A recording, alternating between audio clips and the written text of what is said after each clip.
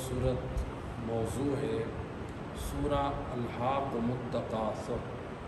कुरान करीम की छोटी सूरतों में इसका शुमार होता है और मशहूर मुफस्सिरीन के नज़दीक यही है कि ये सूरा मक्की सूरा है और इस सूरत की 8 आयत हैं।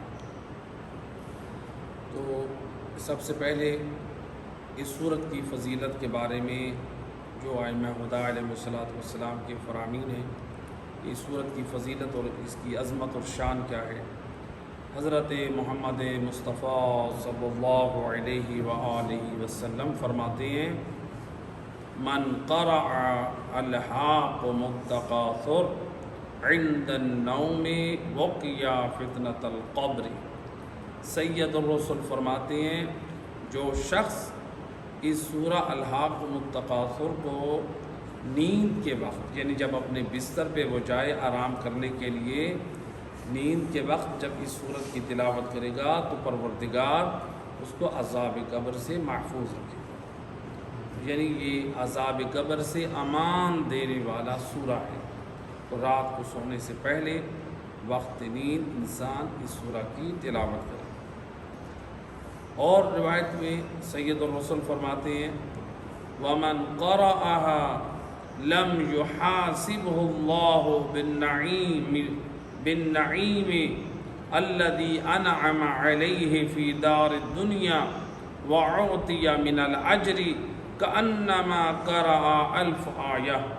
सैयदुर रसूल फरमाते हैं, जो शख्स इस सूरा अल्हाकुम तकासुर या सूरा अत्तकासुर इस सूरत की तिलावत करता है, परवरदिगार उससे उन नेमतों के बारे में हिसाब न करेगा, उसका हिसाब न लिया जाएगा जो अल्लाह ने उसको दुनिया में नेमतों से नवाजा है।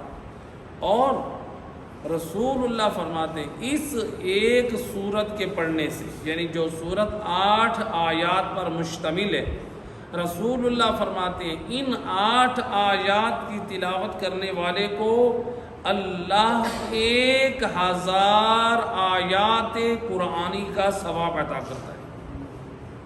8 आयात का मुख्तसर सूरत और कहाँ 1000 आयतों की तिलावत। तो 1000 आयतों की तिलावत का सवाब मिलता है जो इन 8 आयतों वाली सूरत की तिलावत करे। यानी इस कदर बाफजीलत है ये सूरत। और इसी तरह से एक और मकाम पे आप सल्लल्लाहु अलैहि वसल्लम ने फरमाया, वमन क़रअहा इंद नज़ूलिल मतरी गफ़रल्लाहु ज़ुनूबहु इंद वक़्त फ़राग़। सैयद रसूल फरमाते हैं, जो शख्स बारिश के होते हुए, जिस वक्त बारिश हो रही हो उस वक्त जो शख्स इस सूरत की तिलावत करता है, परवरदिगार उस शख्स के तमाम गुनाहों को मुआफ़ कर दे। जब वो इस सूरत से पढ़कर, इस सूरत को पढ़ के फारिग होगा, यानी जैसे ही इस सूरत की तिलावत को मुकम्मल करेगा, परवरदिगार उस शख्स के तमाम गुनाहों को मुआफ़ कर देगा जो इस सूरत को बारिश के वक्त इसकी तिलावत करे। वैसे भी रवायात में कि जब बारिश हो रही हो तो अल्लाह ताला की रहमत के दरवाज़े खुल जाते हैं। यानी अगर कोई शख्स उस वक्त, बारिश के वक्त अल्लाह ताला से जो दुआ करे वो दुआ मुस्तजाब होती है बारान रहमत के वक्त। तो इसलिए इस सूरत की भी एक फजीलत है। तो इसलिए जब बारान रहमत हो रही हो, बारिश हो, तो इस वक्त इंसान सबसे पहले अपने गुनाहों की मग़फ़रत की दुआ करे, चूँकि बाज़ गुनाह ऐसे होते हैं जो इंसान की दुआ की कबूलियत में रुकावट बन रहे होते हैं। तो पहले हक़ है इंसान मग़फ़रत में अपने आप को मुक़द्दम करे, फिर अपने वालिदैन। तो लिहाजा पहले अपने, तो मग़फ़रत में अपने आप को मुक़द्दम करना चाहिए। क्यों? ताकि वो, चूँकि वो अपने जराइम और गुनाहों को बाखूबी जानता है बनिस्बत दूसरों के, तो इसलिए पहले ख़ुद को मुक़द्दम करे। और जब दूसरी नेमतों के मिलने के बारे में अल्लाह से सवाल करना हो तो फिर पहले मोमिनीन को मुक़द्दम करे, फिर वालिदैन को मुक़द्दम करे, मोमिनीन को मुक़द्दम करे, रिश्तेदारों को, दूसरे जो हकूक़ हैं लोगों के उनको मुक़द्दम करे, بعد میں اپنے لیے دعا کریں، لیکن مغفرت کے وقت سب سے پہلے اپنے کو۔ تو یہ ہے۔ اس کے بعد ایک آخری روایت ہے امام جعفر صادق علیہ السلام، اللہم صلی علی محمد وآل محمد وجل، امام فرماتے ہیں من قرأ سورہ، جو شخص اس سورہ کی تلاوت کرتا ہے، کون سی؟ الہاکم التکاثر، فی فریضۃ، جو شخص اس سورہ کی تلاوت کرتا ہے واجب نماز میں، کتب اللہ لہ ثواب اجر 100 شہید، امام فرماتے ہیں جو شخص واجب نماز میں اس مختصر سورت کی تلاوت کرتا ہے، اللہ سبحانہ و تعالیٰ اسے 100 شہداء کے اجر کا ثواب عطا کرتا ہے، یعنی 100 شہید جو راہ خدا میں شہید ہوئے، اب وہ 100 شہید رسول اللہ کی نصرت میں شہید ہونے والے، یا امام حسین اپنے علی کی نصرت میں شہید ہونے والے، یا امام علی علیہ السلام کی نصرت میں شہید ہونے والے، یعنی وہ شہداء جو شہداء راہ اسلام ہیں، رسول اللہ اسلام کی نصرت، امام کی نصرت میں جو شہید ہوئے ہیں، ان 100 شہداء کے اجر کے برابر اللہ سبحانہ و تعالیٰ ثواب عطا کرتا ہے جو نماز واجب میں اس کی تلاوت کرتا ہے۔ اور فرمایا جو مستحب نماز میں اس کی تلاوت کرتا ہے، اللہ اس کو 50 شہداء کے اجر کے برابر ثواب عطا کرتا ہے، یعنی اس قدر بافضیلت ہے۔ اس کے بعد اللہ کے رسول، اس کے بعد امام فرماتے ہیں وَصَلَّى مَعَهُ فِي فَرِيضَتِهِ 40 صَفًّا مِنَ الْمَلَائِكَةِ إِن شاء اللہ تعالی، امام فرماتے ہیں اگر کوئی شخص یعنی جو نماز میں اس سورت کی تلاوت کرتا ہے، امام فرماتے ہیں اس سورت کی برکت سے کیا کرتے ہیں، ملائکہ 40 فرشتوں کی صفیں اس نمازی کے پیچھے کھڑے ہو کر نماز جماعت پڑھتے ہیں۔ کتنا خوش نصیب ہے وہ نمازی، وہ مومن، یعنی جس کے پیچھے 40 صفیں عام لوگوں کی نہیں ہیں، ملائکہ کی 40 صفیں نماز جماعت پڑھ رہے ہیں۔ اور اسی طرح امام فرماتے ہیں یعنی 40 صفیں فرشتوں کی اس کے پیچھے کھڑی ہوتی ہیں جو نماز اس سورت کی تلاوت کرتا ہے۔ امام علیہ السلام نے ایک اور عمل بھی بتایا، امام فرماتے ہیں علیکم السلام، امام فرماتے ہیں جو شخص نماز سے پہلے اذان اور اقامت دے کر نماز شروع کرتا ہے، اس کے پیچھے 2 صفیں ملائکہ کی نماز جماعت ادا کرتی ہیں، جن کا پہلا سرا مغرب سے شروع ہوتا ہے اور دوسرا جو ہے پہلا مشرق سے اور دوسرا مغرب، یعنی اتنا جو ہے وہ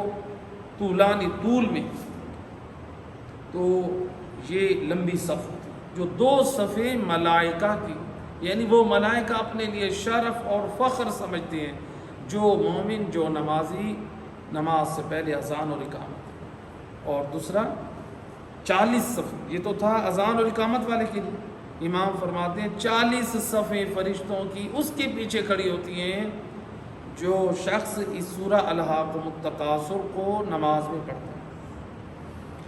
تو یہ تھی اس کی فضیلت اور اس کی شان۔ اب اس سورت کا شان نزول کیا ہے؟ شان نزول یہ ہے کہ یہ سورت کیوں اللہ سبحانہ و تعالی نازل فرمائی، چونکہ قریش، مفسرین نے جو بیان کیے 2 وجہ، کہ بعض یہود تھے وہ یہ کرتے تھے فخر و مباحت ان کے بارے میں، یا بعض مفسرین نے کہا کہ قریش جو تھے، قریش کے قبیلے یعنی مکہ میں یا مدینے میں، بعض نے کہا یہ مدنی ہے، بعض نے کہا مکی ہے، زیادہ مشہور ہے کہ یہ مکی صورت ہے۔ تو یہ قریش کے جو 2 قبیلے تھے یہ کیا کرتے تھے، فخر و مباحت کرتے تھے مال پر، دولت پر، اپنے قبیلے کے افراد پر فخر و مباحت کرتے تھے۔ تو جب یہ فخر و مباحت کرتے تھے، یعنی اس فخر و مباحت میں وہ غفلت کی زندگی گزار رہے تھے، اپنے اصلی ہدف اور مقصد کو بھول چکے تھے، بے اللہ نے کائنات میں جو ہمیں بھیجا ہے وہ عبادت کے لیے بھیجا ہے، ہمیں اپنی معرفت کے لیے بھیجا ہے۔ تو انسان یہاں پر آنے کے بعد چے جائے کہ کرتا تو وہ اللہ کی عبادت، اللہ کی معرفت کو حاصل کرنے کے طریقے اور راستے تلاش کرتا، لیکن انسان نے کیا کیا ہے، اس نے فخر و مباحت کرنا شروع کر دیا، فلاں چیز میں فخر، فلاں چیز میں۔ تو اللہ نے تنبیہاً غفلت سے بیدار کرنے کے لیے یہ اس سورہ کو نازل فرمایا کہ دیکھو تمہاری زندگی کا اصلی ہدف اور مقصد جو ہے وہ فخر و مباحت نہیں ہے، بلکہ تمہاری زندگی کا اصلی ہدف اور مقصد جو ہے وہ اللہ کی عبادت ہے، بندگی ہے، اللہ کی معرفت حاصل کرنا ہے۔ تو یہاں پر جو ہے یہ جو ہے اس کی تاکید کی گئی۔ یہاں پر ایک اور نقطہ، یہ جتنی بھی روایات ہیں ان صورتوں کے پڑھنے کی فضیلت اور ثواب کے بارے میں، کہ مثلا اس صورت کا یہ ثواب ہے، فلاں صورت کا یہ ثواب ہے، یہ ثواب اپنے مقام پہ حق ہیں، ان سب کا ثواب ہے، لیکن یہ ثواب کس کو ملے گا؟ کیا انسان مثال کے طور پہ نماز نہ پڑھے، انسان قرآن نہ پڑھے، دین پہ عمل نہ کرے، وہ کہے میں صرف یہ صورت پڑھ لوں اور میرے گناہ بھی معاف کر دیے جائیں گے، میں یہ صورت پڑھ لوں اور میری حاجتیں بھی پوری ہو جائیں گی، میں صورت پڑھ لوں میری فلاں مشکل بھی آسان ہو جائے گی۔ ان صورتوں کا فائدہ کیا ہے؟ میں نے پہلے بھی عرض کیا تھا کہ دیکھیں جب ہم ڈاکٹر کے پاس جاتے ہیں تو ڈاکٹر علاج سے پہلے پرہیز بتاتا ہے، دوائی تب اثر کرے گی جب آپ ان چیزوں سے پرہیز کریں جن چیزوں سے ڈاکٹر نے آپ کو روکا ہے۔ یہ صورتیں قرآن کی آیتیں بھی پڑھنا ہمیں اس وقت فائدہ اور ثواب ملے گا جب ہم ان چیزوں سے پرہیز کریں جن سے اللہ سبحانہ و تعالیٰ نے ہمیں روکا ہے۔ اگر ہم نہیں رک رہے تو پھر ہمیں وہ فائدے حاصل نہیں ہوں گے۔ تو اس صورت کے حقیقت میں اللہ نے اس صورت میں ہمیں ایک دستور دیا ہے، ایک طرز زندگی دی ہے، تو لہٰذا یقیناً ان صورتوں کے پڑھنے کا ثواب اس مرد مومن کو ہے جو اس صورت پر اپنی زندگی کا دستور بنائے اور اس صورت کے آئینے میں اپنی زندگی گزارنے کی کوشش کرے۔ ورنہ اگر ہم صورت صرف پڑھتے رہے اور اس کے پیغام پر عمل نہ کریں، یہی صورت ہمارے لیے رحمت کی بجائے ہمارے لیے لعنت بن جائے گی۔ سید الرسل لسان وحی سے فرماتے ہیں رب تعلی القرآن والقرآن یلعنہ، رسول اللہ فرماتے ہیں بعض قاریان قرآن ایسے ہیں وہ کرتے تو تلاوت قرآن ہے لیکن قرآن ان پر لعنت کرتا ہے۔ یہ کیسے؟ ہم پڑھ قرآن رہے ہیں، قرآن ہمارے اوپر لعنت کر رہے ہیں، وہ کیوں؟ اس لیے کہ ہم قرآن کو پڑھ رہے ہیں اور قرآن کے اس حکم پر عمل نہیں کر رہے ہیں۔ مثال کے طور پہ اس کی وضاحت، ڈاکٹر صاحب کے پاس گئے، آپ کا کورس چل رہا ہے 2 ماہ کا، 1 ماہ کا، اس نے کہا کہ آپ نے اتنے دن میرے پاس آنا ہے، آپ گئے، اس کے بعد انہوں نے آپ کو روکا تھا فلاں چیز سے آپ نے پرہیز کرنا ہے، آپ گئے، ڈاکٹر صاحب نے کہا، آپ نے کہا کہ میرا جو ہے وہ بلڈ پریشر ابھی اپنے لیول پہ نہیں آ رہا ہے، میرا شوگر جو ہے وہ کنٹرول نہیں ہو رہا ہے۔ ڈاکٹر صاحب نے کہا تھا جو آپ کو میں نے پرہیز بتایا تھا اس پہ عمل کیا آپ نے، اس نسخے پہ عمل کیا؟ کہا میں اس نسخے پہ تو عمل کر رہا ہوں لیکن ڈاکٹر صاحب مجھ سے پرہیز نہیں ہو رہا ہے۔ اب وہی ڈاکٹر آپ پر ملامت کرے گا، ملامت کرے گا کہ نہیں کرے گا کہ آپ کیسے ہیں، آپ کو اپنی جان سے پیار نہیں ہے، آپ صرف نسخے پہ عمل کر رہے ہیں، آپ کو جو پرہیز بتایا گا اس کے اوپر عمل نہیں ہے۔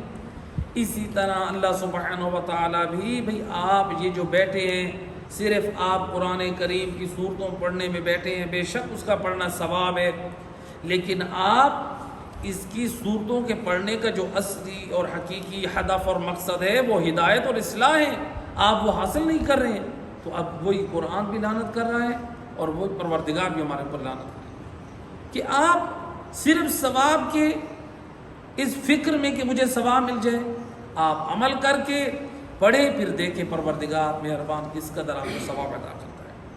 تو یہاں پر قرآن کریم کی صورت کی یہ ہم ان کی تلاوت کرتے ہیں اور ان کا ترجمہ۔ پہلی آیت مجیدہ میں اللہ سبحانہ و تعالیٰ فرما رہا ہے الہاکم التکاثر۔ الہاکم التکاثر یعنی تفاخر اور تکاثر نے تمہیں اللہ سے غافل کر دیا۔ اللہ قرآن میں واضح اعلان کر رہے ہیں تفاخر اور تکاثر یعنی کثرت نے، کثرت مال نے تم لوگوں کو اللہ سے غافل کر دیا، یہ چیز۔ دوسری آیت مجیدہ ترجمہ کر لیتے ہیں اس کا، حتی زرتم المقابر، یہاں تک کہ تم نے مردوں کی قبروں کو شمار کرنا شروع کر دیا، یعنی یہ مردوں کی حتی زرتم المقابر، جہاں تک کہ تم قبروں کی زیارت کو جاتے، قبروں کی زیارت کو جاتے کس لیے جاتے؟ وہاں پر گنتی کرتے، شمار کرتے، ہمارے قبیلے کے خاندان کے اتنے افراد ہیں، یہ زیادہ ہے، فخر و مباحث کرتے۔ تیسری آیت مجیدہ کلا سوف تعلمون، تم جلد ہی اصل حقیقت جان لو گے، ثم کلا سوف تعلمون، پھر جلد ہی تمہیں معلوم ہو جائے گا، کلا لو تعلمون علم الیقین، جی اگر تم آخرت کا علم یقین رکھتے ہوتے تو فخر و مباحث میں نہ رہتے۔ لترون الجحیم، تم یقیناً جہنم دیکھو گے، ثم لترونها عین الیقین، پھر تم جہنم کو عین یقین سے دیکھو گے، یعنی اس کا مشاہدہ کرو گے۔ اس کے بعد فرمایا ثم لتسألن یومئذ عن النعیم، اللہ فرماتے ہیں اگر پھر اس دن تم سے دی گئی نعمتوں کے بارے میں سوال کیا جائے، ضرور سوال کیا جائے۔ یہ جو پہلی آیت مجیدہ ہے الہاکم التکاثر، کہ تمہیں فخر و مباحث یہ کثرت مال نے اللہ سے دور کر دیا، یعنی امام فرماتے ہیں اے اغفلکم کثرتکم، تمہاری کثرت مال نے تمہیں دین سے غافل کر دیا، تمہاری کثرت مصروفیت نے تمہیں اللہ سے غافل کر دیا۔ ہر ایک کے لیے وقت ہے، اولاد کے لیے وقت ہے، مال اسباب جمع کرنے کے لیے وقت ہے، دفتر کے لیے وقت ہے، گھر بنانے کے لیے وقت ہے، بزنس کاروبار کے لیے وقت ہے۔ اگر وقت نہیں ہے اللہ کا دین سمجھنے کے لیے وقت ہے، اگر وقت نہیں ہے اللہ کے دین کی خدمت کرنے کے لیے وقت نہیں ہے، اگر وقت نہیں ہے اپنی اولاد کی اصلاح کرنے کے لیے وقت نہیں ہے۔ ہمارے پاس وقت نہ ہو، ہم دین کو سمجھیں، ذرا خود غور کریں۔ ہم جو کہتے ہیں ہم اپنے آپ کو ہم حسینی ہیں، کربلا میں امام حسین نے کیوں شہید ہوئے؟ سوچے کبھی بیٹھ کر، کیوں امام شہید ہوئے؟ کس لیے؟ آپ کہیں گے کہ اپنے نانے کے دین کو بچانے کے لیے، نانے کے دین کو بچانے کے لیے امام شہید ہوئے، اس لیے کربلا گئے۔ اچھا امام چاہتے تھے کہ نانے کا دین بچ جائے، کیوں بچ جائے؟ تاکہ میرے نانے کے کلمہ گو قیامت تک اس دین پہ عمل کریں۔ اس کا مطلب ہے امام شہید ہو رہے ہیں، شہادت پہ فائز ہو رہے ہیں اس لیے کہ نانے کے دین کی امت جو ہے وہ میرے نانے کے دین پر عمل کرے۔ اگر ہم آج اس دین پر عمل نہ کریں تو اس کا مطلب کیا ہے؟ ہم نے امام حسین ابن علی کی شہادت کے مقصد کو ضائع کر دیا۔ ہم توہین کر رہے ہیں امام کی شہادت کو، کہ ہم اس کو اہمیت نہیں دے رہے، یعنی امام ہمارے دین کی سلامتی کے لیے قیام کر رہے ہیں، شہادت پہ فائز ہو رہے ہیں، اور ہم اس دین کو معمولی سمجھ رہے ہیں۔ یعنی امام حسین کی نگاہ میں یہ دین کتنا قیمتی ہے، جس کی خاطر امام حسین نے خود کو قربان کیا، اپنی اتنی پیاری اولاد حضرت علی اکبر جیسا جوان قربان کیا، حضرت علی اصغر۔ آج ہم میں سے کوئی اپنا چھوٹا سا بچہ بھی قربان کرتا ہے؟ ذرا فکر کریں، غور کریں، امام حسین ابن علی کو کس قدر اللہ کے دین سے پیار تھا کہ اپنا پورا کنبہ قربان کر دیا، سب کچھ لٹا دی اللہ کے دین کی نصرت کے لیے۔ ہمارے اندر یہ جذبہ کب پیدا ہوگا؟ ہم کب اپنے اندر دین اور اسلام کو نافذ کریں گے؟ ہم کب اس دین اور اسلام کی تعلیمات پر عمل کریں گے؟ امام حسین ابن علی سب کچھ قربان کر اللہ کا دین بچ جائے تاکہ میرے نانے کی امت عمل کرے، اور آج ہم اس دین الہی کا مذاق اڑائیں، عمل کے لیے ہمارے پاس وقت نہ، اور ہم کہیں کہ ہم تو بڑے حسینی ہیں۔ ہمارے اندر حسینیت تب آئے گی جب اپنے عمل سے کردار حسینی ہوگا۔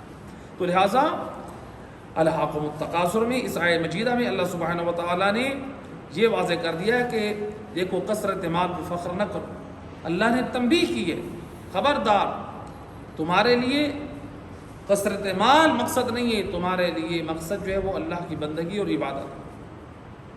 حضرت محمد مصطفیٰ صلی اللہ علیہ وآلہ وسلم اللہم صلی اللہ آپ فرماتے ہیں ما اخشى علیکم الفقر ولكن اخشى علیکم التقاصر. رسول اللہ فرماتے ہیں اے میرے کلمہ گو، اپنے اصحاب سے فرماتے ہیں او میرے کلمہ گو، او میرے اصحاب، مجھے تم پر کس چیز کا؟ فقر و فاقے کا خوف نہیں ہے. یعنی میں اس بات سے نہیں ڈرتا کہ میرے صحابی، میرے کلمہ گو مسلمان فقیر اور محتاج ہوں گے، یہ تنگ دست ہوں گے، ان کے اندر غربت ہے. سید رسول فرماتے ہیں مجھے اس بات کا خوف نہیں. یعنی رسول اللہ فرماتے ہیں آپ تنگ دستی غربت کے ساتھ زندگی گزاریں تو مجھے قبول ہے، لیکن کون سی بات قبول نہیں ہے؟ فرماتے مجھے کس چیز کا خوف ہے؟ وَلَكِنْ أَخْشَى عَلَيْكُمْ التَّقَاصُرُ. جو مجھے ڈر ہے اور خوف ہے تمہارے بارے میں وہ ہے کثرت مال. کیوں؟ سید الرسول فرماتے کثرت مال کے ذریعے سے تم اپنا دین برباد کر بیٹھو گے. کثرت مال جو تمہیں اللہ کے دین سے دور کر دے. ہاں ایک دفعہ ہے کہ انسان، ہماری گزشتہ جو درس تھا، وہ مال جو انسان جمع کرتا ہے اپنے واجبات کی ادائیگی کے لیے، سنن کی ادائیگی کے لیے اپنے، تو وہ یقیناً ثواب ہے. تو لہٰذا سید الرسول فرماتے ہیں میں تمہارے فقر و فاقہ کی وجہ سے مجھے کوئی خوف نہیں ہے کہ میری امت تنگ دستی اور پریشانی میں.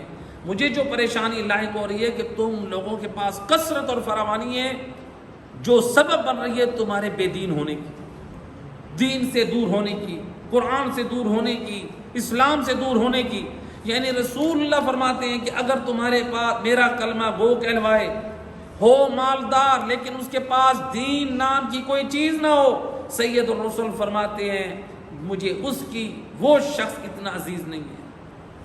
مجھے اس کے بعد وہ مجھے شخص عزیز ہے، وہ شخص پیارا ہے جو تنگ دست ہے، غربت میں ہے، لیکن دین کی سلامتی کے ساتھ. سید الرسول کو وہ شخص عزیز ہے جو غربت میں ہے، افلاس میں ہے، تنگ دستی میں ہے، لیکن دین اور اسلام پر ہے. کثرت مال ہو میرے پاس، فراوانی ہو، جائیدادیں ہوں، لیکن میرے پاس دین آل محمد کی دولت نہ ہو. کیا فائدہ ایسی دولت کا؟ دولت نے اگر کامیاب کروانا ہوتا تو پھر فرعون کتنا بڑا دولت مند تھا. اگر دولت نے کامیاب کروانا ہے تو قارون کے خزانے بھرے پڑے تھے. تو لہٰذا دولت معیار نہیں ہے. جن لوگوں کے پاس دولت تھی انہوں نے نصرت اسلام میں کیسے قربان کی. حضرت خدیجہ طاہرہ محسن اسلام، یہ درس لیں. دولت والوں نے اپنا طرز زندگی سمجھایا ہے کہ یہ اسلام کی تعلیمات اور ترویج ہمیں کیسے کرنی ہے. تو لہٰذا یہاں پر ہمیں تفاخر نہیں کرنا چاہیے. اس لیے جب پوچھا گیا رسول خدا صلی اللہ علیہ وآلہ وسلم سے تقاصر کے معنی، تقاصر کے ایک معنی فخر اور مباحت کے کیے گئے ہیں، علماء نے کیے. فخر اور مباحت کے معنی جو ہے تقاصر کے، لیکن کبھی اس کے معنی جو ہے اس میں طلبی کے معنی بھی ہے، یعنی مال طلب کے معنی میں بھی یہ تقاصر استعمال ہوا. تو جب رسول اللہ صلی اللہ علیہ وآلہ وسلم سے پوچھا گیا تو آپ صلی اللہ علیہ وآلہ وسلم نے فرمایا التقاصر الاموال جمعها من غیر حقها. یعنی تقاصر یہ ہے کہ مال جمع کرنا بغیر حق کے. یعنی کیا مطلب؟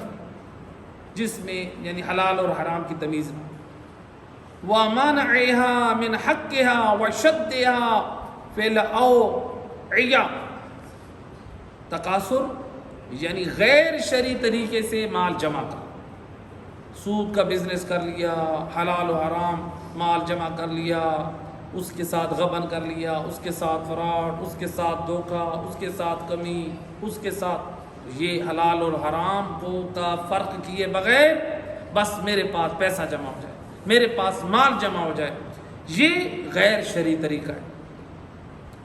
تو اور اس میں حق ادا نہ کرنا، حق ادا نہ کرنا بس یہ فکر ہے کہ میرے خزانے، میری تجوریاں بھری رہیں، میرے صندوقیں پھل رہے، یا موجودہ دور میں میرا بینک بیلنس، میرے اکاؤنٹس، سیونگ اکاؤنٹ دوسرا اکاؤنٹ، یعنی یا میری جائیدادیں، میری زمینیں، بس یہ پھول رہے ہیں، ان میں کمی نہ آنے پائے۔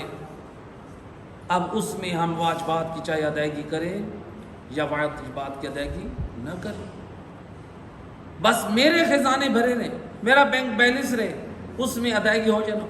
اس لیے اسلام میں سخاوت کا بڑا مقام ہے۔ سخاوت کبھی واجب ہوتی ہے، سخی کو اللہ نے پسند کیا، رسول اللہ نے، آل محمد نے پسند کیا۔ سخاوت کبھی واجب ہوتی ہے، کیسے؟ جیسے زکوٰۃ دینا، یہ سخاوت میں سے، کیونکہ جو واجب زکوٰۃ کو روک رہا ہے وہ بخل کر رہا ہے، اللہ کے حق کو روک رہا ہے، تو یہ سخاوت واجب ہے۔ خمس کا ادا کرنا واجب ہے۔ انسان بخل کر رہا ہے، میں خمس کیوں دوں، میرے پاس 5 لاکھ ہے، میرا 1 لاکھ کم ہو جائے گا، 4 لاکھ ہو جائیں گے، یہ بخل ہے۔ اسلام سخاوت چاہتے، آپ خمس دیں، آپ زکوٰۃ دیں، زکوٰۃ فطرہ دیں، اسلام یہ واجب سخاوت ہے۔ مستحب سخاوت کیا ہے؟ صدقات و خیرات، ترویج دین کے لیے آپ ایسی مجالس اور محافل کا اہتمام کرتے ہیں جس میں نوجوانوں اور ہماری نسلوں کی تربیت ہوتی ہے، اس کے لیے جو آپ خرچ کرتے ہیں، ذکر ائمہ اہل بیت علیہ السلام، ایسی محافل اور مجالس جس میں یاد الہی ہو، جس سے انسان ائمہ اہل بیت علیہ السلام کی تعلیمات کو سیکھ کے ان کے دین پر عمل کرنے کی کوشش کریں، تو یہ جو آپ خرچ کر رہے ہیں یہ آپ کے لیے مستحب ہے، کبھی واجب بھی ہو سکتا ہے۔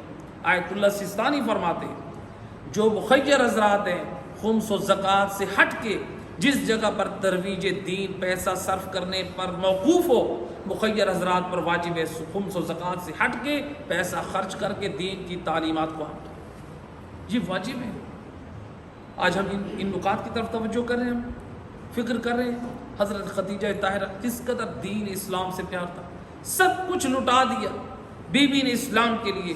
آج ہم دیکھیں کہ ہمارے اندر کتنا جذبہ ہے، ہمارے اندر کتنا شوق اور رغبت ہے، تو لہٰذا آج ہم دیکھیں مثلا حق جناب فاطمہ زہرا سلام اللہ علیہ کو ہم سب روتے ہیں، ہم کہیں بیوی مظلوم ہے، بیوی کا حق روکا گیا، لیکن اگر آج ہم حق روکیں، ہم خمس نہ دیں، ہم واجبات اموال ادا نہ کریں، تو بتائیں اگر کل میدان قیامت میں ہم جائیں اور جناب فاطمہ زہرا سلام اللہ علیہ ہم سے صرف یہ فرما دیں کہ پوری زندگی میرے حق کو روتا رہا ہے اور تو نے کبھی بھی میرا حق تو ادا کیا نہیں، شرمندگی سے ہمارا سر جھک جائے۔ اس اپنے اموال میں جو حق ہے، معصومین کا حق ہے، اللہ کا حق ہے، رسول کا حق ہے، غرباء و مساکین کا حق ہے، وہ حق ادا کریں۔ یہ اپنے اموال سے جو آپ خرچ کرتے ہیں، صدقات و خیرات، واجبات ادا کرتے ہیں، وہ آپ کے لیے برکت بنتا ہے۔ امام علی رضا علیہ السلام، اللہم صلی علی محمد، امام فرماتے ہیں خمس کی ادائیگی سے تمہارا مال بھی پاک ہوگا، تمہاری نسل اور ذریت بھی پاک ہوگا، خمس کی ادائیگی سے۔ اور امام نے ایک اور جملہ فرمایا، امام فرماتے ہیں جو خمس کو روکتا ہے وہ خود کو ہماری دعاؤں سے محروم کر دیتا ہے۔ اگر آپ چاہتے ہیں اہل بیت آپ کے حق میں دعا کریں، امام فرماتے ہیں آپ خمس کریں۔ یہ واجبات میں سے اپنے حسابات ان چیزوں کو مکمل کرنا چاہیے۔ تو بہرحال ملتا ہے ایک پرانے زمانے میں کچھ لوگ حج بیت اللہ کی زیارت کے لیے جا رہے ہیں، اس زمانے میں لوگ پیدل جاتے تھے زیارت کے لیے، پیدل ویسے بھی جانا مستحب ہے، جیسے امام حسن مجتبی علیہ السلام اکثر پیدل حج کیا کرتے تھے، مستحب۔ تو پیدل حج پہ لوگ جا رہے ہیں، پرانا زمانہ لوگ اپنا جو ہوتا تھا مال جمع کرتے تھے سونے کی اشرفیوں کی شکل میں، پھر وہ اپنا کمر بند جو ایک بیلٹ آج کے دور میں ہوتا ہے کمر پہ باندھتے، ایک کمر بند ہوتا تھا کپڑے کا، اس میں وہ تھیلی کپڑے کی، اس میں اشرفیاں سونے کی ڈال کے وہ اپنی پاکٹ میں رکھ دیتے تھے، محفوظ رکھتے تھے۔ یہ چند لوگ اللہ کے گھر کی زیارت کے لیے جا رہے ہیں، راستے میں ایک چشمہ آیا، آرام کرنے کی کثرت سے وہاں ٹھہرے، نماز، دعا، پانی، نہانا، کچھ دیر آرام کیا، اس کے بعد یہ اس چشمے سے، اس جگہ سے یہ لوگ رخصت ہوئے۔ ابھی کچھ دیر آگے ہی چلے، فاصلے پہ پہنچے تو ان میں سے ایک جو شخص تھا اس نے یہ دیکھا کہ محسوس کیا کہ میری وہ جو جمع پونجی تھی سونے کی اشرفیوں کی تھیلی وہ میرے پاس موجود نہیں. اس نے ادھر ادھر دیکھا کہیں نہیں ملی. دوستوں کو بتایا میری وہ سونے کی اشرفیوں کی جو تھیلی تھی آپ لوگوں کو تو نہیں ملی. کہا نہیں. تو انہوں نے کہا واپس چلتے ہیں, اتنا زیادہ دور بھی نہیں ہے, تو کچھ سفر طے بھی کر لیا ہے, واپس چلتے ہیں اور وہ لے آتے ہیں تھیلی. اس نے کہا نہیں, واپس چلنے کی ضرورت نہیں, ہم اللہ کے گھر کی طرف جا رہے ہیں, بس چلیں, میں واپسی پہ اٹھا لوں. انہوں نے کہا یہ کیسے ہو سکتا ہے اللہ کے بندے, ہمارا سفر ابھی اتنا طولانی اور پھر ہم نے واپس آنا ہے اور پھر اللہ جانے کتنے دن اور کتنے مہینے لگے. یہ چل پڑے. دوستوں نے دیکھا کہ جب وہ اس کا مال ہے وہ پرواہ نہیں کر رہا تو پھر ہمیں کیا ضرورت ہے. یہ سارے لوگ حج بیت اللہ کی زیارت کے لیے گئے, وہاں کتنے دن کتنے ماہ گزارے, واپسی پہ کافی عرصہ گزارنے کے بعد اب یہ واپس آ رہے. جب یہ واپس آئے اس چشمے کے قریب جو ایک چوراہا تھا, جو ایک چوک مختلف سائڈوں پہ جو راستہ تقسیم ہوتا ہے, جب وہاں پہنچے تو لوگوں کا ہجوم. کہا کہ کیا وجہ ہے؟ کہا کہ یہ راستہ بند ہے کافی عرصے سے, یہ متبادل دوسرا راستہ کھلا ہے, اس راستے سے سارے جائیں. کہا یہ کیوں بند ہے؟ کہا وہ جو چشمہ ہے اس چشمے قریب ایک بہت بڑا اژدہا ہے, سانپ, بہت بڑا اژدہا ہے, اور کافی عرصے سے وہ بیٹھے ہے, اس لیے لوگ خوف و ہراس کی وجہ سے اس راستے کو چھوڑ گئے. وہ جو مرد مومن جس کا مال ضائع ہوا تھا اس نے کہا نہیں میں اسی راستے پہ جاؤں. وہ اسی راستے پہ چلا. اس کے دوستوں نے کہا ہم بھی پیچھے پیچھے چلتے ہیں, دیکھتے ہیں کیا ہوتا ہے. جب وہ چلے تو کچھ اور لوگوں نے ہمت باندھی, وہ بھی پیچھے چل پڑے. اب ایک لوگوں کا ہجوم اس طرف جا رہا ہے اور یہ چشمے کے جیسے قریب پہنچے ہیں تو اژدہا واقعا موجود ہے. وہ شخص آگے آگے, یہ افراد پیچھے پیچھے, خوف و ہراس بھی ہے. وہ شخص آگے بڑھ رہا ہے, جیسے جیسے بڑھ رہا ہے وہ اژدہا وجود میں چھوٹا ہوتا جا رہا ہے. یہ جیسے ہی قریب گیا وہ اژدہا اس سونے کی اشرفیوں کی تھیلی کی شکل اختیار کر گیا. اس نے وہ اٹھائی اور لوگ حیران پریشان ہو گئے, یہ کیا ماجرا ہے؟ اژدہا تھا یا اب یہ وہ سونے کی اشرفیوں کی تھیلی بن گئی, کیا ماجرا ہے؟ کہا کہ میں نے آج تک اللہ کا حق نہیں کھایا, اس کے رسول کا حق نہیں کھایا, غرباء اور مساکین سادات کا حق نہیں کھایا. جو میرے اوپر واجب مال ہوتا تھا میں نے وہ بھی ادا کیا, جو حق ہوتا تھا. جو لوگوں کے حقوق میری گردن پہ تھے وہ بھی میں فوراً ادا کرتا رہتا تھا. جب میں نے اللہ اور اس کے رسول اور لوگوں کا حق نہیں کھایا تو یہ کیسے ہو سکتا ہے اللہ میرے حق اور میرے مال کو ضائع کر دے؟ تو جب میں نے اللہ تعالیٰ کے حق کو ادا کیا ہے, اللہ مہربان نے میرے مال کی حفاظت کا اس طرح سے انتظام کیا. دیکھ, جب ہم اپنے اموال میں سے واجبات کی ادائیگی کریں گے, مستحبات, تو یقیناً ہمارے مال جو ہے وہ سیف رہتے ہیں, اس میں ایک برکات ہوتی ہے. تو لہٰذا یہ جو ہے یعنی مال کی ادائیگی میں انسان کو متوجہ رہنا چاہیے. تو مال کی کثرت اس میں انسان فخر و مباحت نہ کرے بلکہ انسان اس کے ذریعے سے تجارت کرے, اپنی آخرت کی طرف, اپنے دین کی سلامتی کی طرف جو فکر کرے. صلوات محمد.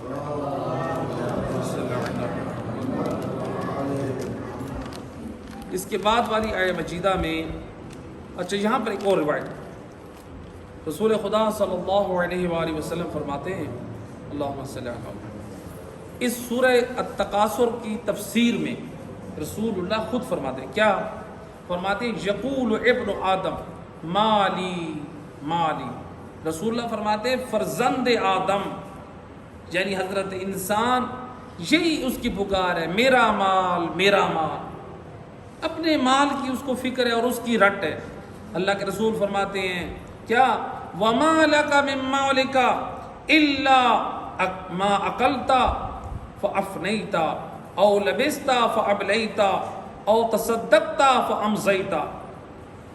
رسول اللہ کیا فرماتے ہیں؟ فرزند آدم کہتا ہے میرا مال میرا مال, اپنے مال کی رٹ لگاتا ہے, حالانکہ تیرا مال تو صرف وہ غذا ہے جو تو نے کھائی ہے. تیرا مال وہی جو تو نے غذا کھائیے. کیا فرمایا؟ ما اکلتا، جو تو نے کھایا، فافنیت، اور او لبستا فابلیتا، اور تیرا لباس تو وہ ہے جو تو نے پہنا ہے، او تصدقتا فامضیتا، اور وہ صدقہ ہے جو تو نے راہ خدا میں دیا. جو تو نے کھایا ہے وہی تیرا مال ہے، وہی تیری غذا ہے. جو پہنا ہے وہی تیرا لباس ہے. جو صدقہ دیا ہے وہی تیرا مال ہے. جو ہم دنیا والوں کے لیے چھوڑ کر گئے وہ تو میرا مال ہے ہی نہیں. وہ تو غیروں کے لیے ہم چھوڑ کر گئے، اولاد کے لیے، دوسروں کے لیے. اب ان کی مرضی، وہ اس مال کے ذریعے سے عیاشی کریں، وہ اس مال کے ذریعے سے اپنی آخرت بنائیں. ہم نے اپنے ہاتھ سے کیا کیا؟ اپنے ہاتھ سے ہم نے کیا کیا؟ اس لیے حکم ہے کہ اپنے ہاتھ سے. ملتا ہے کہ امام علی علیہ السلام، اللہم صلی علی محمد، آپ نے ایک مرتبہ ایک گودام، روایت کی جملے، گودام میں سے آپ نے ایک کھجور، جب صفائی کرتے ہوئے کھجور اٹھائی تو فرمایا، کیا فرمایا؟ کہا کہ اگر یہ دینے والا، جس نے وصیت کی تھی کہ میرے بعد اس کھجوروں کا بھرا گودام رائے خدا میں صدقہ کیا جائے، فرمایا اگر یہ وہ اپنے ہاتھ سے ایک کھجور دے جاتا اس بھرے ہوئے گودام سے افضل ہے. کیوں؟ اسلام کہتا ہے کہ یہ بخل میں سے ہے. انسان کہے کہ میں جب تک بیٹھا ہوں تو میرے مال میں سے کچھ کم نہ ہو، اور جب میں مر جاؤں تو اب اس کو رائے خدا میں صرف کیا جائے. اللہ فرماتا ہے نا، تو اپنی زندگی میں خود دے، اسی کا نام سخاوت ہے. اللہ تعالیٰ کو ایسی نیکی جو ہے محبوب اور پسندیدہ ہے. اس کے بعد والی آیت مجیدہ میں اللہ فرماتے ہیں حتی زرتم المقابر، کہ جہاں تک کہ تم قبرستانوں کی زیارت کو گئے. یہ قریش کیا کرتے تھے؟ قریش کے قبیلے، عرب کے لوگ، یہ قبرستانوں میں فخر و مباحت کرتے تھے. قبرستانوں میں پہنچ جاتے تھے، قبرستانوں میں قبروں کو شمار کرتے تھے، کہ کہتے تھے کہ دیکھو ہمارے خاندان کے اتنے افراد زندہ ہیں، اتنا مردہ ہے، ہمارا خاندان بڑا ہے، ہمارا خاندان بڑا ہے، ہمارا خاندان میں یہ افراد ہیں، فلاں افراد ہیں. اللہ تعالیٰ اس کی نفی کر رہا ہے. یہ کیا تم فخر و مباحت کے لگ گئے ہو؟ قبرستان مقام فخر و مباحت نہیں ہے، قبرستان جائے عبرت ہے. اللہ کے رسول فرماتے ہیں کہ تم قبرستان میں مردوں کی زیارت کیا کرو، اس سے عبرت حاصل کرو گے. ہمیں یہ حکم ہے قبروں کی زیارت کریں کہ جس سے ہم عبرت حاصل کریں. فرمایا زوروہا فإن فیہا عبرہ، فرماتے ہیں کہ قبروں کی زیارت کرو، اس میں عبرت ہے. ہم کیا کرتے ہیں؟ ہم فخر و مباحت کے لیے نہیں جائیں، کبھی عبرت کے لیے جائیں. آپ قبرستان میں جب جائیں تو آپ دیکھیں اس میں کتنے مالدار پڑے، اس میں کتنے جوان پڑے ہیں، اس میں کتنے بچے پڑے ہیں، اس میں کتنے غریب پڑے ہیں. آپ اپنے علاقے کے قبرستان کو دیکھ لیں، پورا قبرستان شروع سے آخر تک سارا مٹی کا قبرستان. کسی کو پلنگ پہ نہیں سلایا گیا، چاہے اس میں امیر زادے پڑے ہوں، چاہے اس میں غریب پڑے ہوں، چاہے اس میں عورتیں ہوں، چاہے مرد ہوں، چاہے بچے ہوں، چاہے جوان ہوں، سب کو خاک یا ہوش میں سلایا گیا.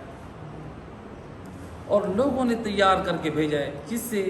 غسل و کفن سے. اللہ قرآن میں فرماتا ہے وَتَزَوَّدُوا فَإِنَّ خَيْرَ الزَّادِ التَّقْوَىٰ، زاد راہ لے کر آؤ، بہترین زاد راہ تقویٰ ہے. اللہ کہہ رہا ہے تم تیاری کر کے آؤ، اس سے پہلے کہ تمہیں لوگ تیار کر کے بھیجیں. لوگ غسل و کفن نہ دے کر تمہیں، وہ تو بھیجیں گے، اپنا فریضہ ادا کریں گے، تم اپنا فریضہ ادا کرو، تم تیاری کر کے آؤ. قبرستانوں میں جائے عبرت حاصل کرو، وہ جگہ جائے عبرت ہے. اس لیے یہاں پر حضرت امیر المومنین علی ابن ابی طالب علیہ السلام کی روایت ہے. امام علیہ السلام فرماتے ہیں زوروا موتاکم، دیکھیں مردوں کی زیارت کا فائدہ کیا. امام فرماتے ہیں زوروا موتاکم، اپنے مردوں کی قبروں کی زیارت کرو. فَإِنَّهُمْ يَفْرَحُونَ بِزِيَارَتِكُمْ، امام فرماتے ہیں جو تمہارے مردے ہیں وہ اپنی قبروں میں خوش ہوتے ہیں تمہارے آنے کی وجہ سے. اگر تمہارے دادی دادا ہیں، تمہاری نانی نانا ہیں، تمہارے پھپھیاں ہیں، تمہاری خالائیں ہیں، تمہارے ماموں ہیں، تمہارے چچا ہیں، والدین ہیں، بہن بھائی، کوئی بھی رشتہ داروں میں سے ہو، آپ ان کی قبروں پہ جائیں، فاتحہ پڑھیں، دعا کریں، استغفار کریں. زیادہ آپ نہیں پڑھ سکتے، زیادہ رشتہ دار ہیں، ایک چھوٹی سی سورت ہر قبر پہ پڑھ لیں. یہ تو کر سکتے، سورہ توحید پڑھ لیں، 10 پاروں کا ثواب ہے، امام فرماتے ہیں ایک سورہ توحید کے پڑھنے کا، کتنے؟ 10 پاروں۔ تو لہٰذا قبرستان میں جایا کریں، عبرت کی جگہ ہے۔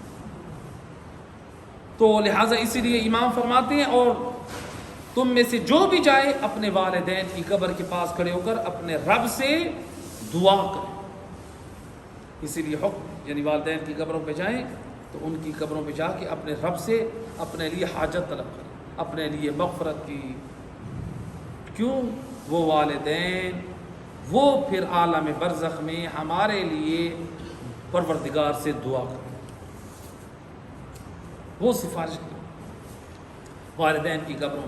لہٰذا فاتحہ عبرت حاصل کرنی چاہیے، قرآن بھی پڑھنا چاہیے قبروں پہ، جیسا کہ جناب فاطمہ زہرا سلام اللہ علیہا اللہم صلی علی محمد، آپ نے وصیت کی تھی، اے علی میری قبر پہ تلاوت قرآن کرنا، میں زہرا قرآن سے بڑا انس رکھتی ہوں۔ دیکھیں یہ ہے جناب فاطمہ زہرا، زندگی میں بھی آپ فرماتے تھی انی احب تلاوت القرآن، میں زہرا دنیا میں یہ پسند کرتی ہوں تلاوت قرآن۔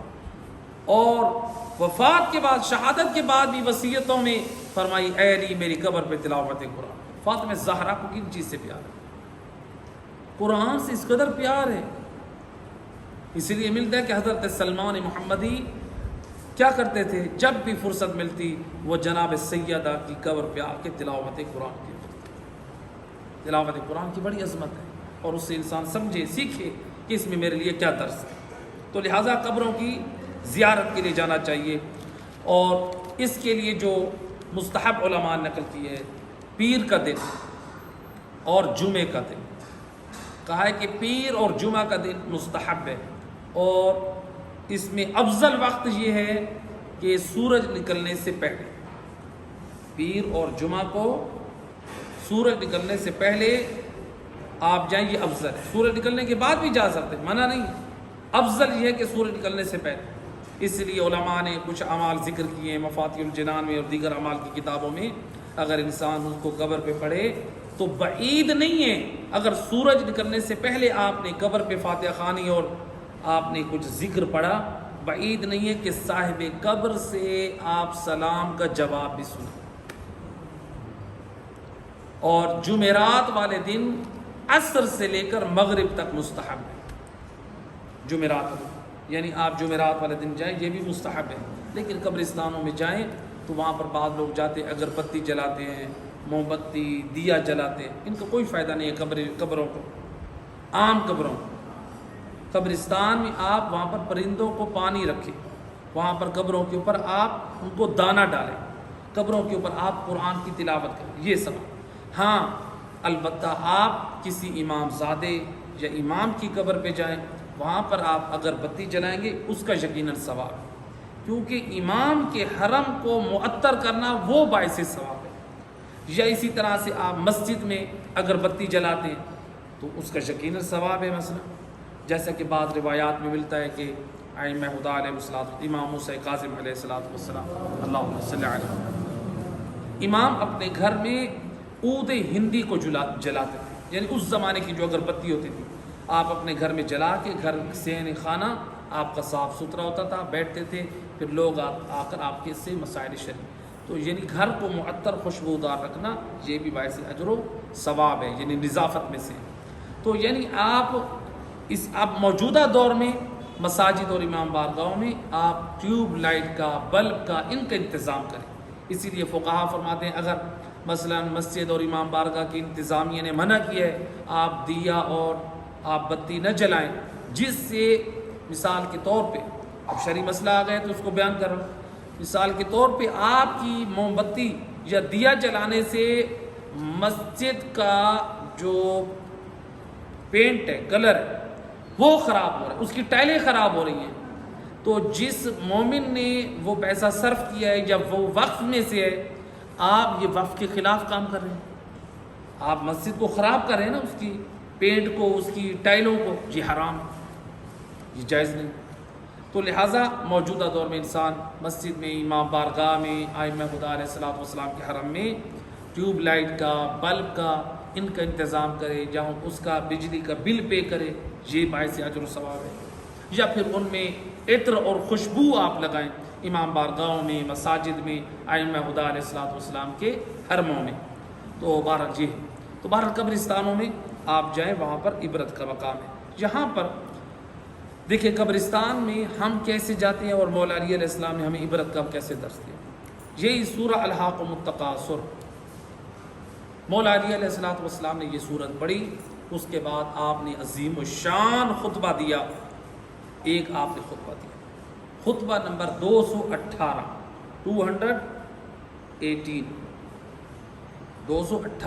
نمبر خطبہ، اس کے جا کر پڑھیں، پھر کبھی پروردگار نے توفیق دی تو پورا خطبہ آپ کو سنائیں گے، نہج البلاغہ۔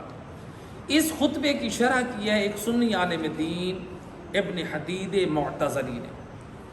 اس نے کہا ہے کہ میں نے یہ خطبہ اپنی 50 سالہ زندگی میں 1000 مرتبہ پڑھا ہے۔ کتنی مرتبہ؟ اے علماء اہل سنت میں سے دیکھیے، غیر ہو کہ علی مولا کے کلام کو اپنی زندگی میں ایک خطبے کو 1000 مرتبہ وہ کہتے ہیں میں نے پڑھا ہے۔ وہ فرماتے ہیں میں نے جب بھی یہ علی مولا کا کلام پڑھا ہے، ہر مرتبہ میرے دل پہ ایک لرزہ اور خوف طاری۔ یہ ایسا خطبہ ہے، اس کو توفیق ملے تو ضرور پڑھیے۔ 218 خطبہ نہج البلاغہ کا۔ کہتے ہیں کہ میرے دل میں ایک خوف پیدا ہوا ہے۔ وہ کہتے ہیں کہ ہر مرتبہ مجھے ایک نئی نصیحت ملی ہے۔ وہ کہتے ہیں کہ اس میں اپنا کمال نہیں سمجھتا، میں یہ سمجھتا ہوں کہ اس میں یا تو علی مولا چونکہ وہ سرچشمہ ایمان ہیں، ان کی زبان مبارک سے نکلنے والا کلام کا یہ اثر ہے، یہ ان کی زبان مبارک کے نکلنے والے کلام کا یہ اثر ہے کہ جس نے میرے اوپر اتنا اثر کیا۔ تو یعنی اس جو ہے پڑھنا چاہیے اس خطبے کو۔ اور اس نے کہا ہے کہ جب بھی میں نے اس خطبے کو پڑھا ہے، ہر مرتبہ میری روح اور دل پر اس خطبے نے اپنا اثر کیا ہے، اور اس نے اقرار کیا ہے، کہا کہ اللہ کے کلام کے نیچے اور مخلوق کے کلام کے اوپر اگر کوئی کلام ہے تو وہ علی حیدر کرار علی ابن ابی طالب کا کلام نہج البلاغہ ہے۔ یعنی غیر اس کو تسلیم کر رہے علی مولا کا وہ کلام اس قدر با فضیلت اور با نصیحت ہے کہ جس سے نصیحت حاصل کرنے والے نصیحت حاصل کر سکتے ہیں۔ لیکن آج ہمارے پاس وقت نہ ہو، واٹس ایپ، جن لوگوں کے پاس اسمارٹ موبائل ہے، واٹس ایپ کا زمانہ ہے، ان سے ذرا کیسے ہوتا ہے، ایک دن میں بھی وہ ان سے نہیں رہا جاتا کہ واٹس ایپ کی میسیج چیک نہ کرے کس نے کیا بھیجا ہے۔ ان کے لیے کتنا وقت ہے، سارا دن ہمارے ہاتھوں میں بیٹھ رہتے ہیں، ہم اس کا میسیج چیک کر رہے ہیں، اس کا اپنی زندگی کا معمول بنائیں، کبھی نہج البلاغہ کا خطبہ سنیں۔ اب تو یوٹیوب پر علماء نے ترجمے کے ساتھ درس نہج البلاغہ موجود ہے، ائمہ خدا کی دعائیں موجود ہیں، تو لہٰذا دروس موجود ہیں۔ انسان کو وقت نکالنا چاہیے ان دروس کے لیے اور ان چیزوں کے لیے۔ صلوات پڑھ دیں محمد و علیہ وسلم۔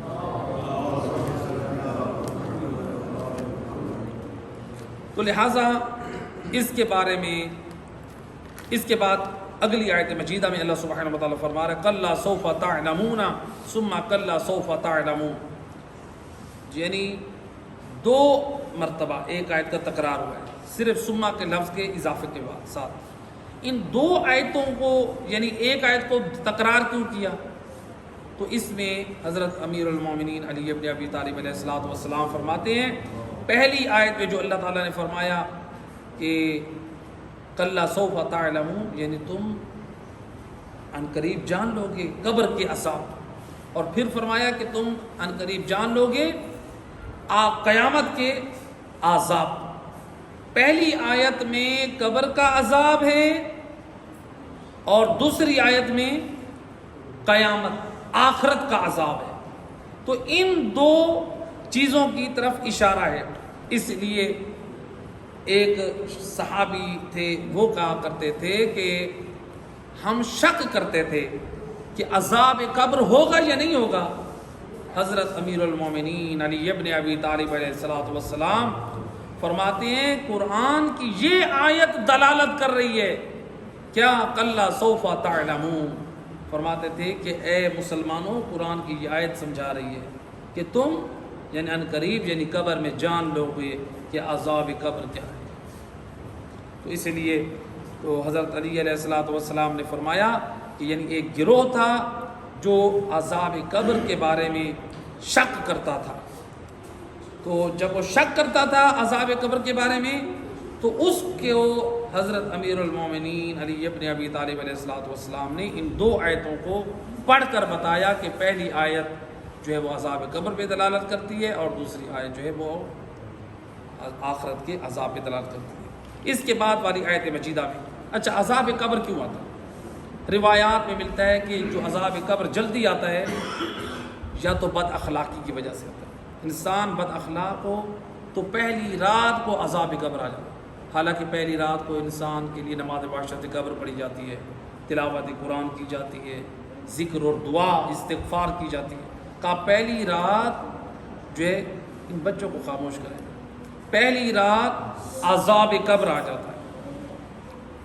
کس کی وجہ سے؟ بد اخلاقی کی وجہ سے۔ دوسرا کہا کہ دوسرا جو گناہ ہے وہ ہے نماز کا ترک کرنا، جو لوگ نماز کو چھوڑ دیتے چاہے وہ ایک نماز بھی کیوں، پہلی رات عذاب قبر آتا ہے۔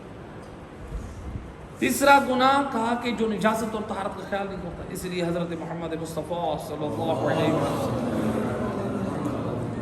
آپ فرماتے ہیں اکثر میری امت کے لوگ عذاب قبر میں جو مبتلا ہوں گے وہ اس وجہ سے ہوں گے نجاست طہارت کا خیال نہیں رکھتے۔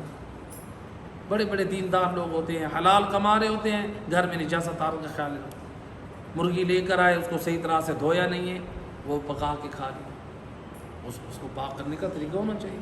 گھر میں عورت اگر نجاست طہارت کا خیال نہیں کرے گی، نجاست طہارت کے احکام نہیں آتے، وہ سالن آپ نجس کھا لیں۔ ہم نماز تو پڑھتے ہیں، ہم پرواہ نہیں کرتے، جس گھر میں بچے پیشاب کر رہے ہیں، پوچھا لگ رہا ہے، فرش نجس ہیں، چیٹیں ہمارے کپڑوں پہ آ رہی ہیں، ہماری ٹانگوں پہ آ رہی ہیں، ہمارے کپڑے نجس ہیں، ہماری اس نماز کا کوئی فائدہ نہیں ہے، ہم اپنی نماز اس نماز کی توہین کر رہے ہیں۔ اللہ کہہ رہا ہے کہ پاک کپڑوں کے ساتھ، پاک بدن کے ساتھ نماز پڑھو، ہم نجس کپڑوں کے ساتھ، ہم کو اللہ پہ احسان کر رہے ہیں۔ دین پر عمل ایسے کریں جیسے دین چاہتا ہے، اپنی مرضی سے نہیں۔ تو لہٰذا جو اللہ کے رسول فرماتے ہیں اکثر لوگ جہنم میں اس وجہ سے جائیں گے، نجاست طہارت کا خیال نہیں کرتے۔ تو یہاں پر جو ہے اس کے بعد والی آیت مجیدہ میں اللہ سبحانہ و تعالیٰ نے فرمایا کَلَّا لَوْ تَعْلَمُونَ عِلْمَ الْيَقِينِ، گویا اللہ خبردار کر رہے ہیں اگر تم آخرت پر ایمان اور علم یقین رکھتے ہو، یعنی آخرت پر ایمان علم یقین کے ساتھ رکھتے ہو تو پھر فضول چیزوں پر فخر و مباحت نہ کرو۔ تو علم یقین کیا ہے؟ یقین کیا ہے؟ امام محمد باقر علیہ السلام اللہم صلی علی محمد وآلہ، امام فرماتے ہیں ایمان اسلام سے بلند ہے۔ ایمان کیا ہے؟ اسلام سے بلند ہے۔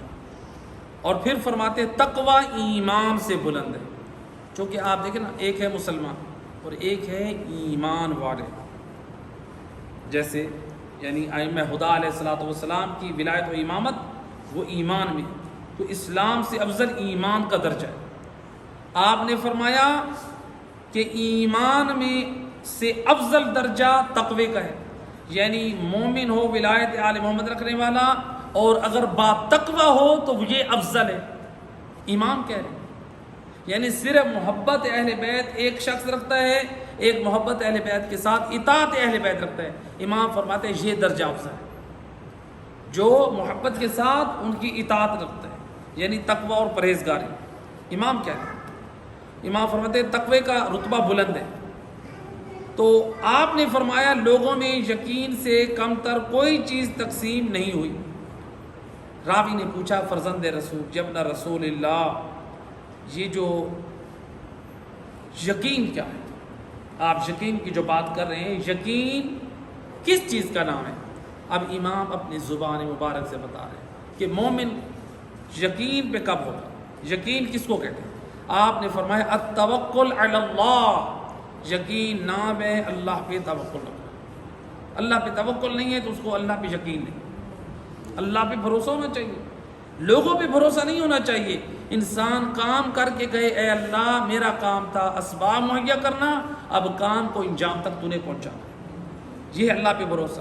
فرمایا التسلیم للہ، اللہ کے سامنے خشوع اور خاضع ہو جانا، اس کے امر کو مان لینا، یہ ہے نام یقین. دوسرا التسلیم للہ، اللہ کے ہر حکم کو مان لینے کا نام یقین ہے. اللہ کے اوپر بھروسہ کرنا، اللہ کے ہر حکم کو مان لینا. فرمایا والرضا بقضاء اللہ، اللہ کے فیصلے پہ راضی رہنا. اس نے فقیر رکھا ہے، تنگ دست رکھا ہے، صحت کے ساتھ رکھا ہے، عافیت کے ساتھ رکھا ہے، اس نے مال عطا کی ہے، اولاد عطا کی ہے، نہیں دی ہے، بیٹیاں دی ہیں یا بیٹے دیے ہیں یا کچھ نہیں دیا، اللہ کے فیصلے پہ راضی رہنا.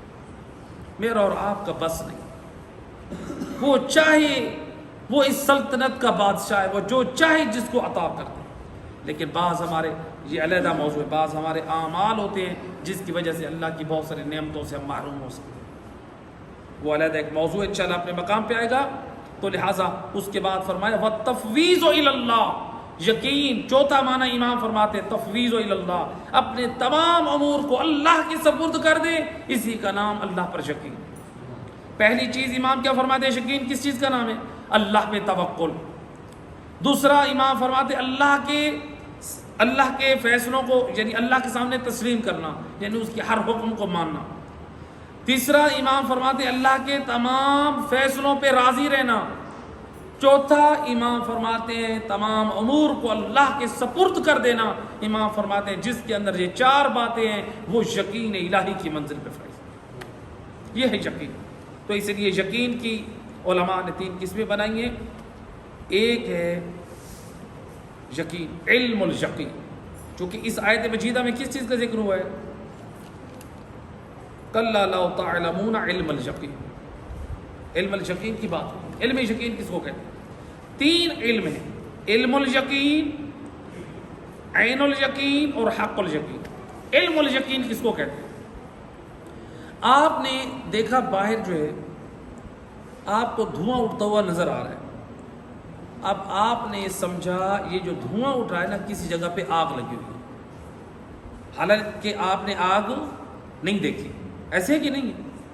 آگ نہیں دیکھی، آپ نے صرف دھواں دیکھا ہے. تو اس دھوئیں نے آپ کو یہ بتایا کہ آگ لگی ہوئی ہے. اس کو کہتے ہیں علم الیقین. آپ کمرے میں ہیں، بند ہیں، اور آپ نے دیکھا کہ روشنی آ گئی ہے. آپ نے کہا الحمدللہ سورج نکل آیا، حالانکہ آپ نے سورج دیکھا ہی نہیں. سورج تو اوپر ہے، آپ نے روشنی سے آپ نے سورج کے وجود کا حکم لگایا. اس کو کہتے ہیں علم الیقین. اور ایک ہے عین الیقین. عین الیقین یہ ہوتا ہے کہ اپنی آنکھ سے دیکھیں.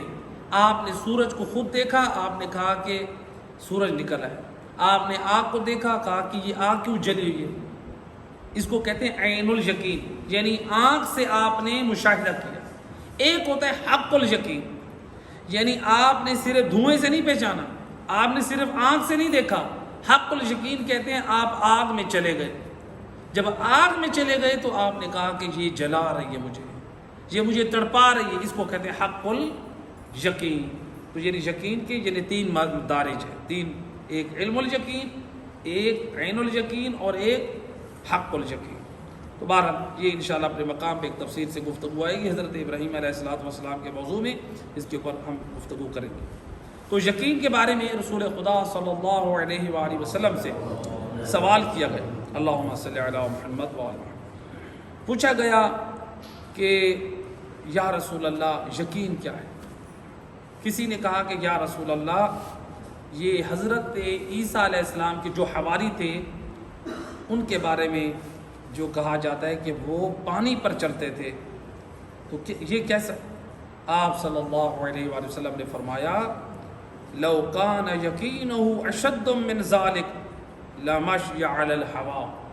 فرمایا اگر ان کا یقین زیادہ ہوتا تو وہ ہواؤں میں پرواز کرتے. یعنی وہ یقین کی اس منزل پہ فیض تھے کہ اللہ نے ان کے لیے پانی کو مسخر کر دیا، پانی پہ چلتے تھے. اگر ان کی یقین کی منزل بلند ہوتی تو وہ کیا ہے ہواؤں میں پرواز کرتے. تو یہ جو ہے ایک صلوات پڑھ دیں محمد پہ۔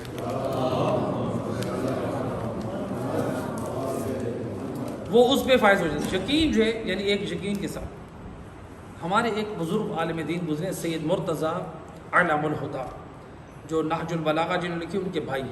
یقین ہونا چاہیے اس چیز میں، پھر یقین آپ کو کس چیز پہ ہے تو اس کا اثر ہے۔ سید مرتضیٰ علم الہدیٰ کے ایک شاگرد تھے، ہر روز درس میں دیر سے آتے تھے۔ انہوں نے کہا کیا وجہ ہے؟ کہا جو میں دریا کراس کرتا ہوں، کشتی کے اوپر مسافرین وہ جاتے ہیں، پھر وہ آتی ہے کشتی تو میں آتا ہوں، اس لیے مجھے دیر ہو جاتی ہے۔ انہوں نے ایک تعویذ لکھ کے دیا، کہا کہ جب دریا کراس کرنا تو اس کو ہاتھ میں رکھنا۔ شاگرد نے وہ تعویذ ہاتھ میں رکھتا، روزانہ آتا اور جاتا۔ اب جو ہے ایک دن اس نے کہا میں کھول کے دیکھوں اس میں ہے کیا۔ انہوں نے جب ایک دن کھول کے دیکھا تو اس میں لکھا ہوا تھا بسم اللہ الرحمن الرحیم۔ اب انہوں نے جب دیکھا کہ بسم اللہ الرحمن الرحیم ہے، جب پاؤں رکھا تو وہ ڈوبنے لگے، یقین اس منزل پہ نہیں تھے۔ جب دیر سے آج پہنچے، استاد نے پوچھا دیر سے کیوں آئے ہو؟ کہا کہ وہ جو ہے پتہ نہیں کیا وجہ، تعویذ آج اثر نہیں کر رہا تھا۔ پوچھا کیوں وجہ، کیا وجہ؟ کہا میں نے تعویذ کھول کے دیکھا تھا۔ کہا کہ اچھا، اس کا مطلب ہے کہ تمہارا اس تعویذ کی تحریر پر وہ یقین نہیں تھا۔ جب تک تم نہ جانتے تھے کہ اس میں کیا ہے، تمہیں یقین تھا کہ اس میں اعظم میرے استاد لکھ کر دیا ہے۔ تم اس یقین، جب تک یقین کی منزل پہ تھے، تمہارے لیے وہ پانی جو ہے وہ سخت ہو گیا۔ جب تم نے دیکھا اس میں لکھا ہوا بسم اللہ الرحمن الرحیم، اس کا مطلب ہے بسم اللہ پر تمہیں وہ یقین نہیں ہے، اس لیے وہ تمہارے لیے وہ اثر پذیر نہ ہو۔ تو یقین کی جو ہے یہ منزل ہونی چاہیے۔ بس آخری آیات ہے، اس کے بعد اللہ سبحانہ و تعالیٰ فرما رہا ہے لَتَرَوُنَّ الْجَحِيمَ ثُمَّ لَتَرَوُنَّهَا عَيْنَ الْيَقِينِ۔ یہ جو ہے یعنی تم ضرور جہنم دیکھو گے، پھر یعنی تم دیکھو گے یعنی عین الیقین۔ عین الیقین ابھی ہم نے واضح کیا، یعنی آنکھوں سے، اپنی آنکھوں سے دیکھو گے۔ تو علماء نے اس کے دو معنی کیے۔ ایک معنی تو یہی ہے کہ تمام لوگ جو ہے وہ کیا ہے، جہنم کو دیکھیں گے، یعنی جہنم جو ہے وہ مخصوص ہے کافرین کے لیے اور عام ہے تمام انسانوں اور جنوں کے لیے، یعنی جو بھی بدعملی اور بدبختی اور گمراہی کی طرف جائے گا وہ جہنم۔ اس لیے قرآن کی آیات سے جو ثابت ہوتا ہے کہ ہر انسان جہنم سے گزار کے جنت کی طرف جائے گا، گزر کے ہر شخص کو گزارا جائے گا، تو لہٰذا ہر شخص دیکھے گا اپنی آنکھ سے جہنم کو۔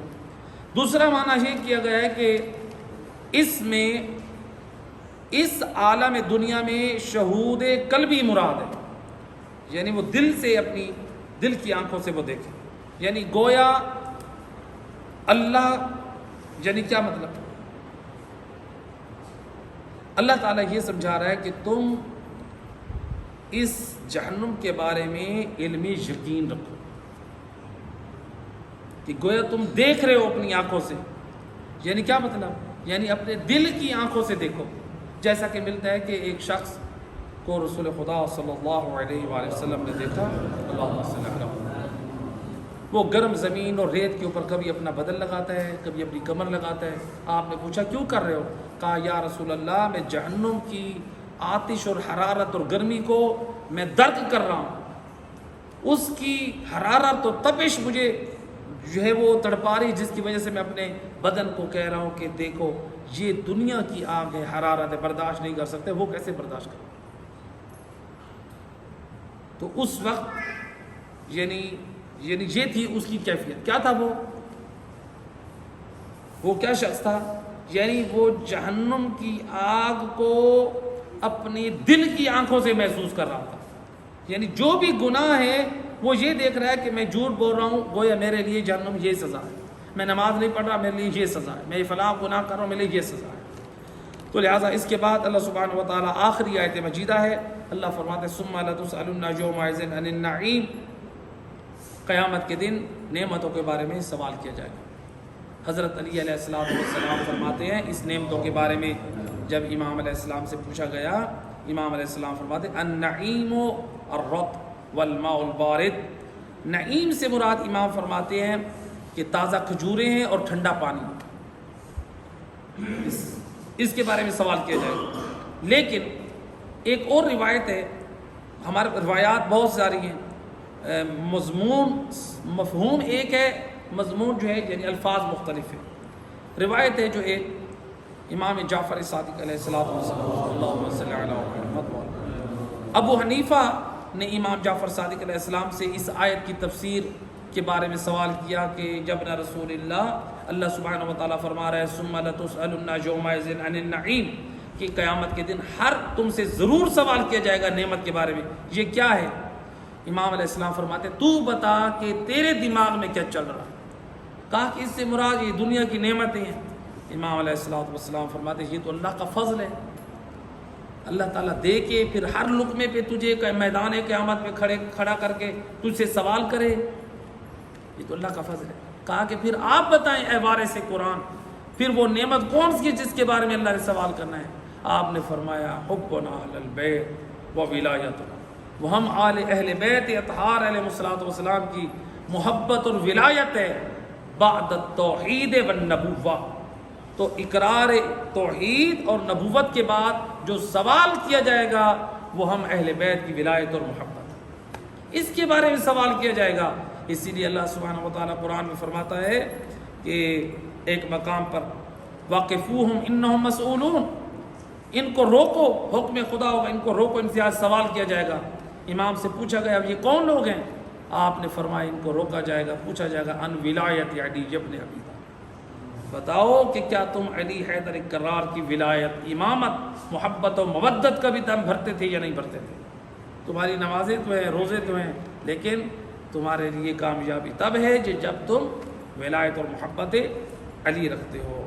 تو لہٰذا اس لیے ایک اور روایت میں ہے جب امام صادق علیہ السلام سے پوچھا گیا کہ مولا النعیم سے کیا مراد ہے، آپ نے فرمایا ہوا ولایتنا و حب محمد و آل محمد، وہ ہم اہل بیت کی ولایت اور محمد و آل محمد کی ولایت ہے۔ پروردگارا بحق محمد و اہل بیت علیہ السلام ہم سب کو قرآن کو سمجھنے اور اس پہ عمل کی توفیق عطا فرما۔ اے کریم مہربان اللہ، اس